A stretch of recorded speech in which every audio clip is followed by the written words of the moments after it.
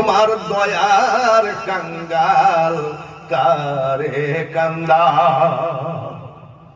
জঙ্গলে বসে কাশতাম 18 বছর।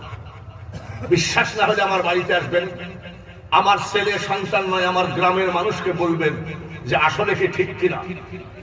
আমি হ্যাবজ শেষ করে বেনাপুল হয়ে আজমির শরীফে হেঁটে চলে গেছি। আচ্ছা, আজমির শরীফ 3500 কিলোমিটার, এটি ছোটখাটো ব্যাপার।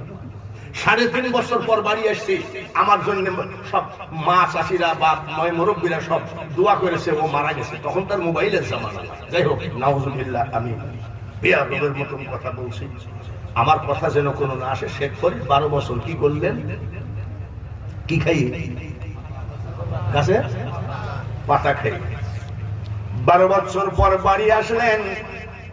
মা জননী জিজ্ঞাসা করে শরীরের কি অবস্থা? শুধু হাড়, শুধু হাড় উঠাইছি।